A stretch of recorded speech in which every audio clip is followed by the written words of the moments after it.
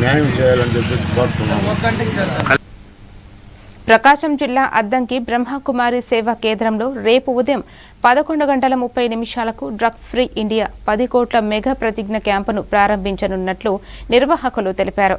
August 6 నుంచి 20 వరకు పాఠశాలలు, కళాశాలలు, ప్రభుత్వ కార్యాలయాలు, సేవా సంస్థల్లో ఈ అవగాహన కార్యక్రమం నిర్వహించనున్నారు.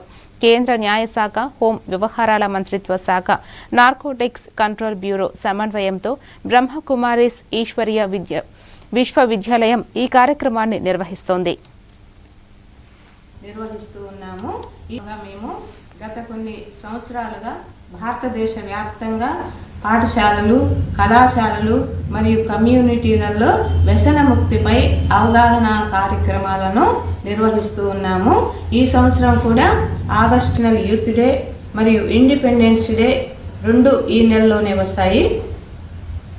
మరియు ఈ ప్రచార కార్యక్రమము బ్రహ్మకుమారీస్ మాజీ ప్రధాన నిర్వాహకురాలైన గౌరవనీయులైన దావి ప్రకాశమణి గారి జ్ఞాపకార్థం కూడా అంకితం చేయబడింది.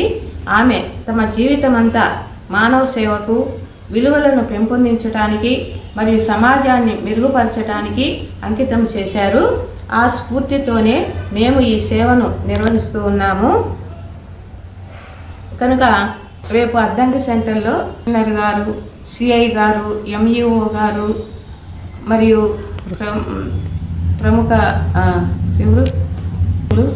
మొదలుగా వారు పాల్గొంటున్నారు. మరియు బ్రహ్మకుమారీస్కు సంబంధించిన నలువైపులా ఉన్నటువంటి గ్రామాల్లో ఉన్నటువంటి వాళ్ళు కూడా ఈ కార్యక్రమాల్లో